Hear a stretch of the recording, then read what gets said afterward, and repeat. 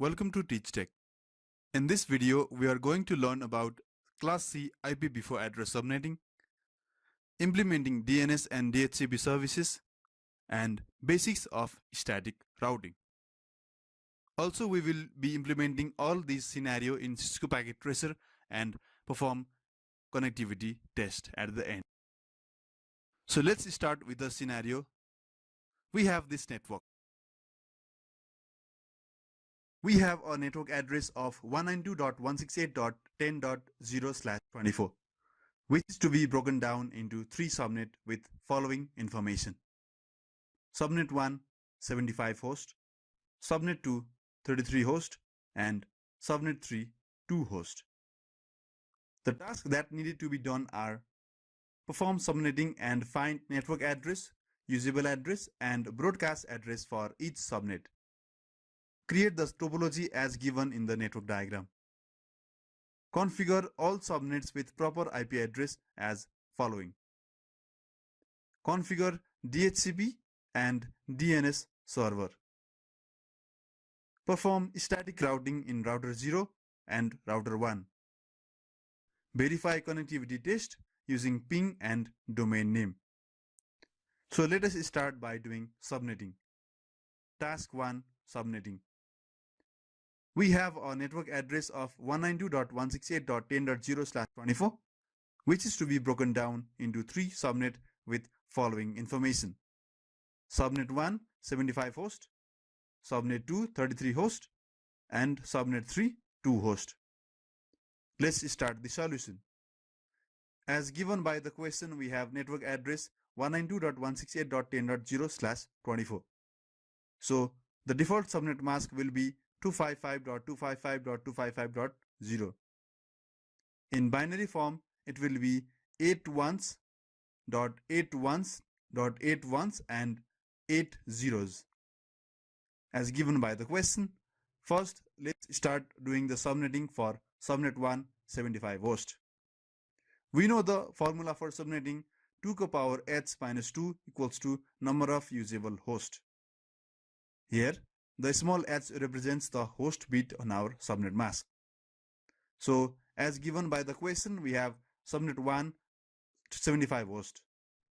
So now let's replace number of usable host with 75, and with calculation we get to know that the power of h is equal to power of 7. So the value of h equals to 7. So now the new subnet mask will have 7 zeros with the slash notation as /25, and the decimal notation for it is 255.255.255.128. The network ID, usable ID, and broadcast ID as shown in table. We have the network address given by the question as 192.168.10.0, but after subnetting we found that the new subnet mask will be /25. So /25 is going to be the new subnet mask for our new subnet. And then we have the host bit as 7. So if we calculate 2 to the power 7, it will be 128. Now if we add 128 with the network ID of our subnet 1, it will be 192.168.10.128/25. This value is going to be the network address for second subnet. And if we subtract -1 from this new network ID from second subnet, we will get the broadcast ID of first subnet. Now the usable IDs are the IDs or IP addresses that lies between network address and broadcast address. So add 1 to the network address for first usable IP and subtract -1 from broadcast ID to get the last usable IP of subnet 1. Now let's do the similar process for subnet 2. All the calculations are shown in the slide, and I hope you can easily understand it now. We perform same calculation process with the same formula, and we get to know that the value of h in second subnet is 6. That's why our new subnet mask will be /26 or 255.255.255.192. Similarly, If we calculate the network ID, usable ID and broadcast ID using this subnet, we get to know that the network ID for second subnet is 192.168.10.128/26 from previous subnet. Now add 2 to the power 6, which is 64, to this network ID. We get the network ID of subnet 3. Now let's subtract 1 from this new network ID of subnet 3. We get the broadcast ID of second subnet. Now all of the usable ID lies between the network ID and the broadcast ID. Similarly, let's perform these calculations for subnet 3, that is 2 host. All the processes are same and we get the network ID, usable ID and broadcast ID as following. Task 2. Make the topology. Add routers,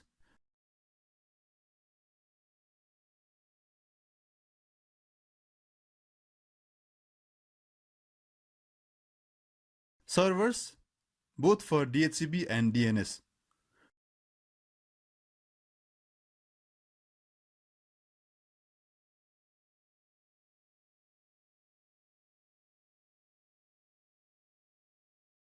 Switch to connect with both LAN.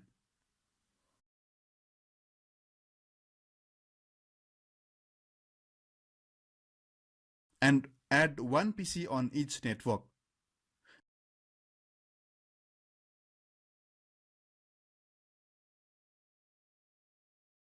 Now let us connect all these devices with proper connections.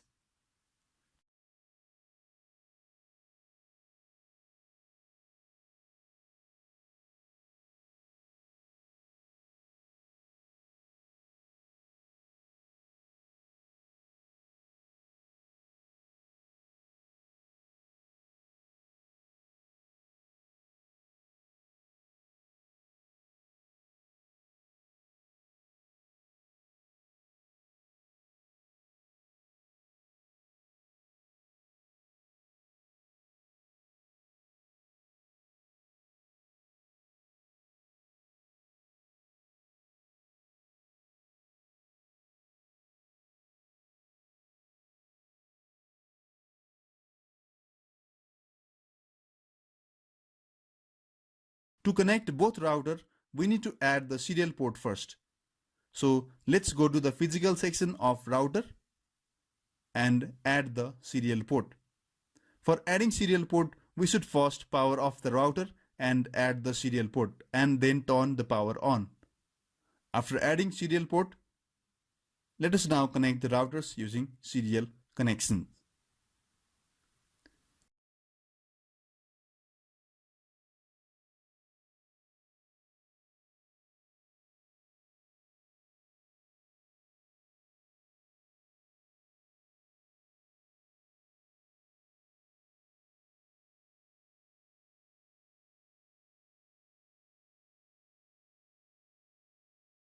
Task 3. Configure IP address as given in the table. Router 0, interface FH0/0, first usable IP of subnet 1. Router 0, serial interface 0/1/0, first usable IP of subnet 3. Router 1, FH0/0, first usable IP of subnet 2. Router 1, serial interface 0/1/0, second usable IP of subnet 3.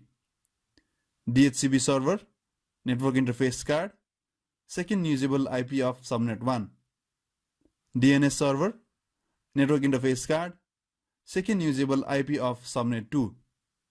PC0, network interface card, receive dynamic IP from DHCP server in subnet 1. PC1, network interface card, third usable IP of subnet 2. Here, as we can see, all of these IP requirements are first usable IP or second usable IP or third usable IP. That means if we go to the subnet table, we can see the usable IP address range. And first usable IP means the first IP that lies on this range. We cannot use either network address or broadcast address while assigning the IP address to these devices. So let us start configuring them now. For configuring router 0 FH0/0 interface, firstly we are in user executive mode. Type enable to enter into privileged executive mode. Type configure terminal to enter into global configuration mode. Type interface FH0/0 to enter into interface configuration mode. Give the IP address using IP address space IP value space subnet mask.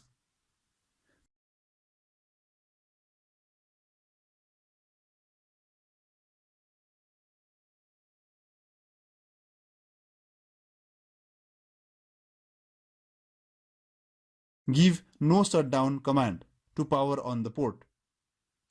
Green light means power on, red means power off, and orange means device is booting up.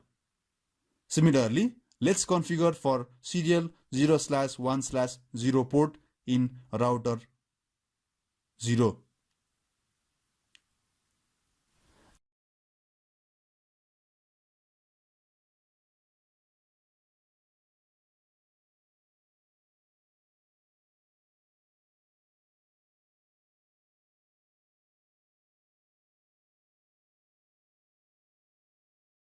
And again, let's do the same task for router 1.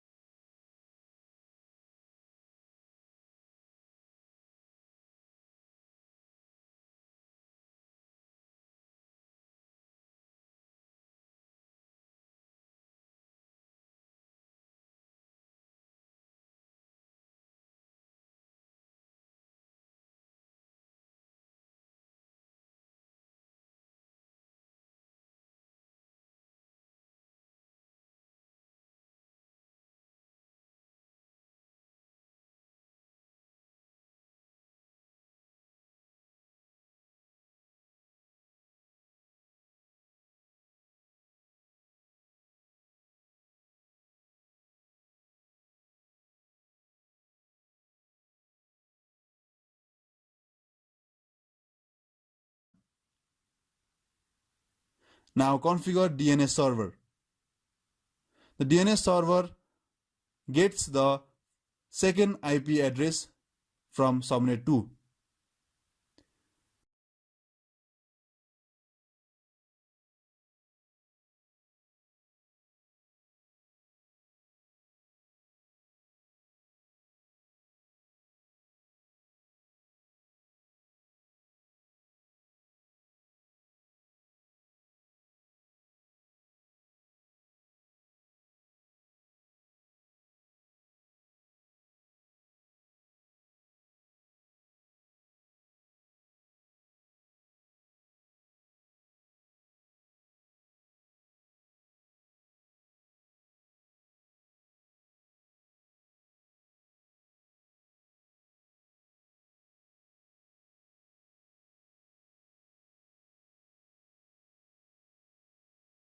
The DNS record will have a domain name of www.islington.edu.np with the IP address of DNS server.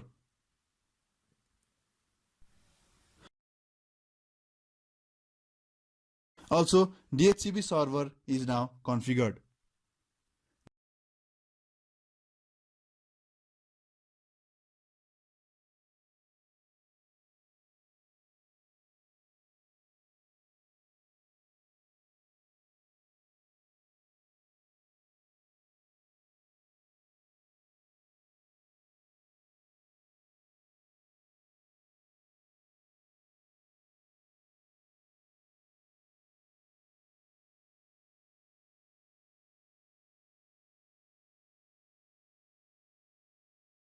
DHCP server will have DHCP service enabled with an IP range pool.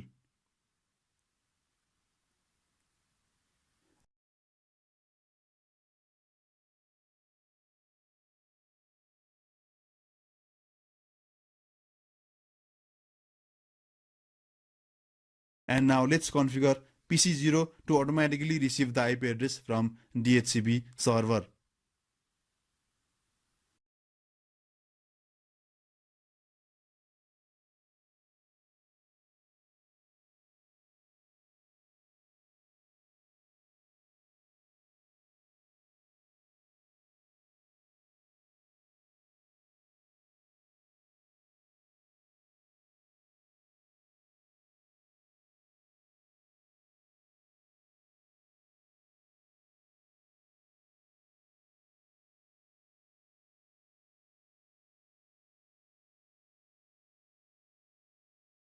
Task 3, static route.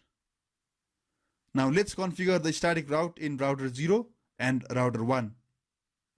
Static route is required to let router know about the route to follow while connecting one LAN to another LAN. Here in router 0, we will be configuring static route to identify router 1 network and vice versa. For assigning static route, go to global configuration mode and give the command in this format: IP route space destination network ID space subnet mask space next hop IP address. Configure static route on both router 0 and router 1.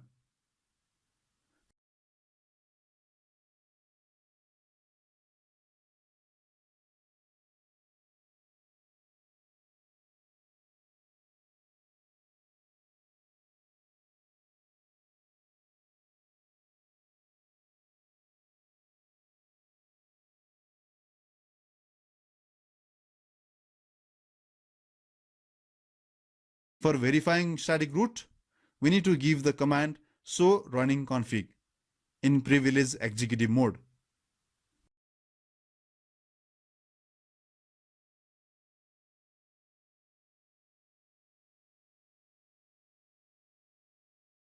We can see that the route has been added.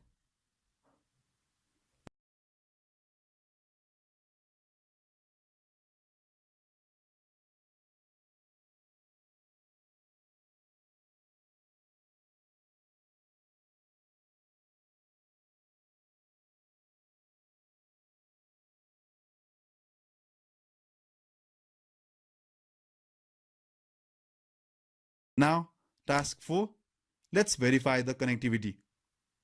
To verify the connectivity, we will perform ping operation from PC0 to PC1.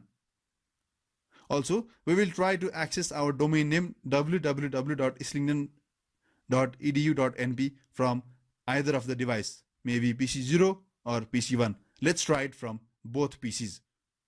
We can see that all of the test has been successfully done. Here, the ping commands tries to connect from source to the destination with some bits of data. It performs 4 connections and also it gives the statistics of those connections at the end. As we can see as the packet sent, packet received and connectivity status.